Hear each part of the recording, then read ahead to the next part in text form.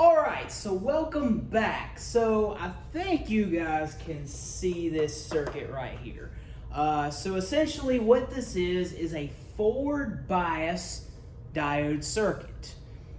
So if you can't see, I have the power supply here and I have a line drawn through that power supply.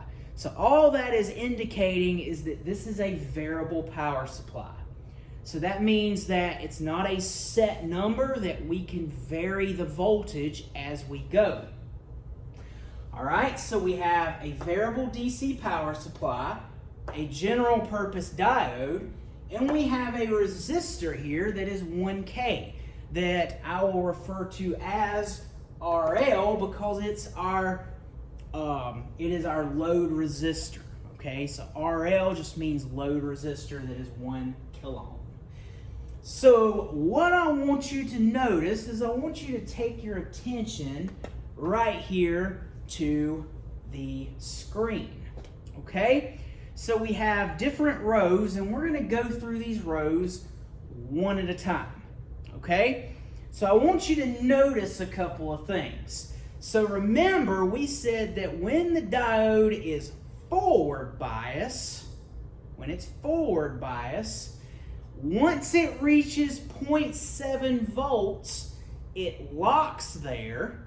So what happens to the rest of the voltage? Well, the load resistor takes it. So for instance, let's look at what's going on. And also let's remember that until this diode reaches forward bias, it acts like an open. Okay, so it's like an open switch until it reaches 0.7 volts, and at 0.7 volts in forward bias, then the switch closes, current conducts, 0.7 volts is held here, and then the rest of it drops across the resistor, our load resistor. So let's look at row 1. Row 1, we only have 0.1 volts. 0.1 volts is not enough to close that diode. So right now it's going to act like an open. So source voltage is 0.1. That means that 0.1 is going to be across the diode because it's an open, so it's going to read whatever the source does. VR1, so the voltage across R1 or RL, whichever, is going to be 0 because no current is flowing. And of course current is 0. So going to line 2, 0.25 volts. Have we reached 0.7 volts yet? Nope. So if we have not, then the diode is still open. So current is not flowing. So that means that diode is going to read 0.25, the same as the source. VR1 or VRL, whichever, is 0 and current is 0. So let's jump a few lines. Let's jump down to line 5. So at line 5, have we reached 0.7 volts yet? Nope. We're at 0.5. So that's not enough to close the switch. Okay? So 0.5 volts is going to be across the source. And then 0.5 volts is also going to be across the diode because it's still an open. So let's hop on down to line 7. 0.65 volts. Has the diode closed yet? Nope. We have not reached 0.7 volts. The general purpose diode here has to have 0.7 volts to close. So if we have not reached 0.7 volts yet, we're still open. So I have 0.65 volts here at the source, 0.65 volts here at the diode, and then 0 volts across the resistor and 0 amps. Now, let's look at line 8. We have now reached 0.8 volts in the circuit. Is that enough to close the diode?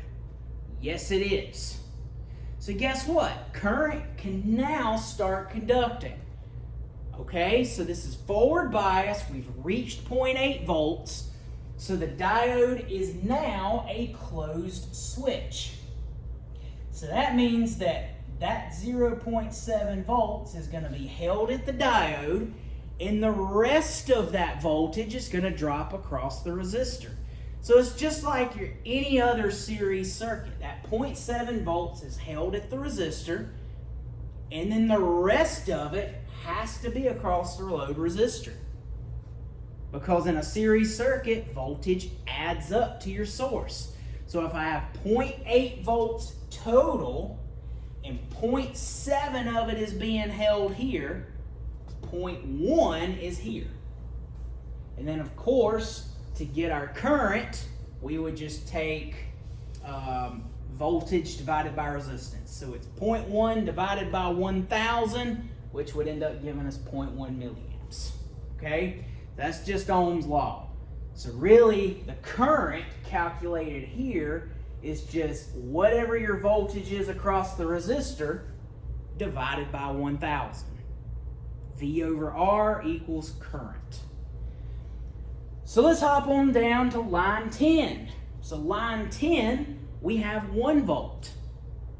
Diode is still holding at 0.7 volts because it is closed, and that 0.7 volts is going to hold there. So if I have 1 volt total and 0.7 volts is here, then what is here? 0.3 volts. Because it has to add up to 1 volt. So I told a student that in the first couple of weeks of this class, as long as you know basic Ohm's law and you know how to subtract 0.7 from something, then you're golden. Because look what happens. Let's scroll on down a little bit. No matter how high the voltage gets, notice that the diode here, okay, stays locked at 0.7 volts. So whatever my source voltage is, okay, what's going to be across the resistor is just going to be 0.7 less than the source. Okay? And then of course current does conduct. Okay? So current does conduct. So I hope that makes sense. It's pretty straightforward with a forward bias circuit. Okay? So remember, until we reach 0.7 volts, all of the voltage is going to drop across the diode, and you'll have 0 across VR1 and 0 current. And then once we reach 0.7 volts or higher, then that means that the diode locked, it stays at 0.7, and the rest of the voltage is across your resistor. So it's as simple as that. Again, it's really just being able to subtract 0.7 from something. All the way up to 40 volts. If I have 40 volts at the source, that diode is holding, I guess we could say it's holding that 0.7 volts hostage. So 0.7 volts is across the diode, and the rest, which was 39.3 volts, is across the resistor. Okay? So that is a forward bias diode circuit. Okay? So starting next week, we're going to go a little more advanced. We're going to throw a couple more resistors in there, see how that works.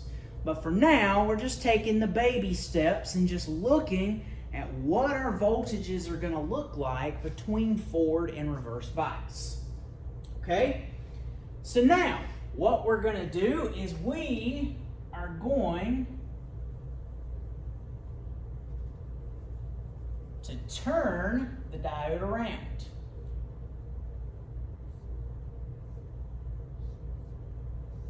So notice now, the positive is going to the cathode, and the negative is running to the anode, because we have cathode and anode.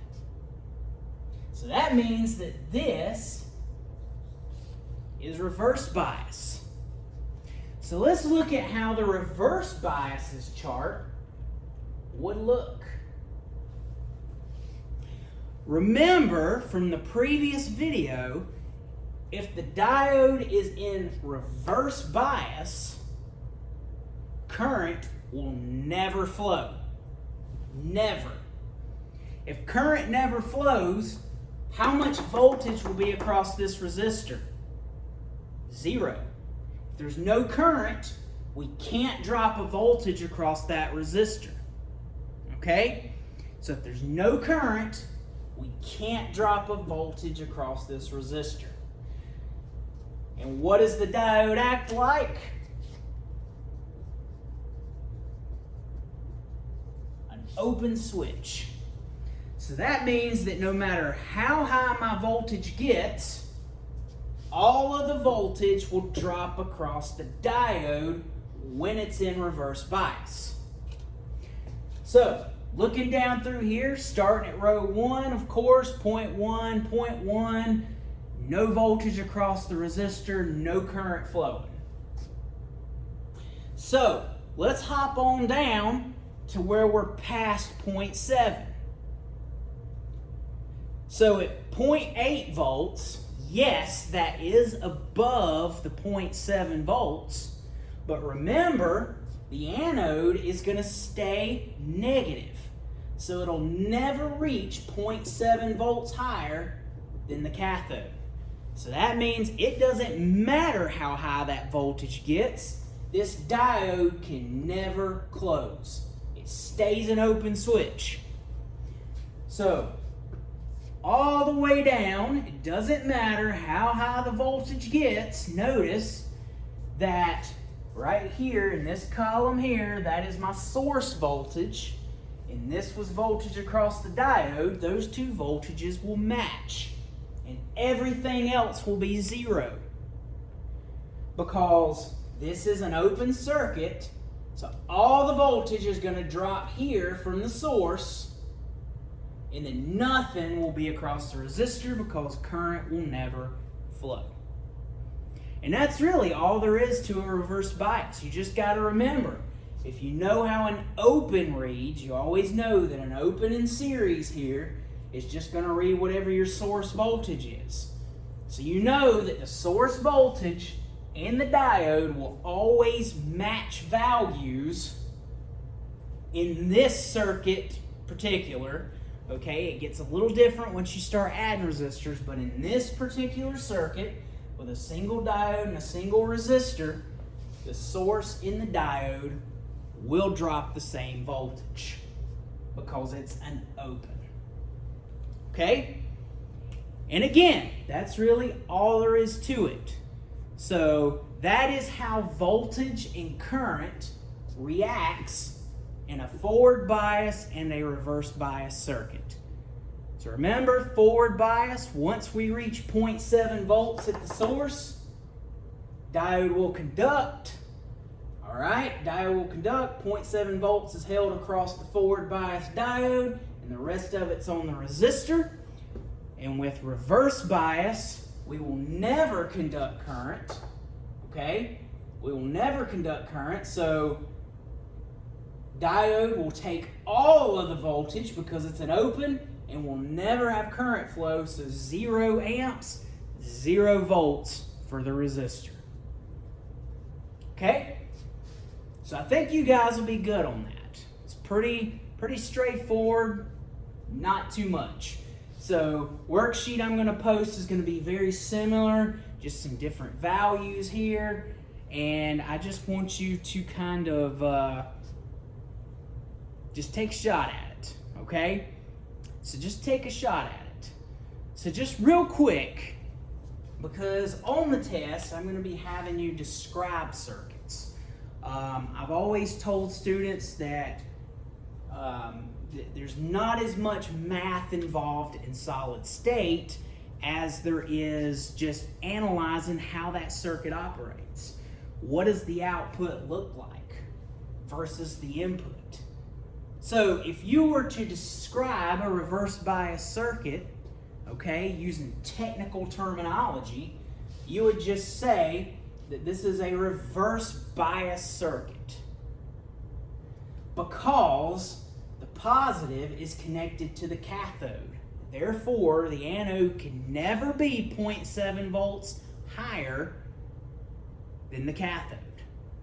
Okay? So the anode can never be 0.7 volts higher, or more positive, than the cathode. So then you could say the diode acts like an open circuit. So therefore, current never flows. All the voltage is here on the diode and no voltage or current on the resistor. And then if you wanted to describe a forward bias circuit,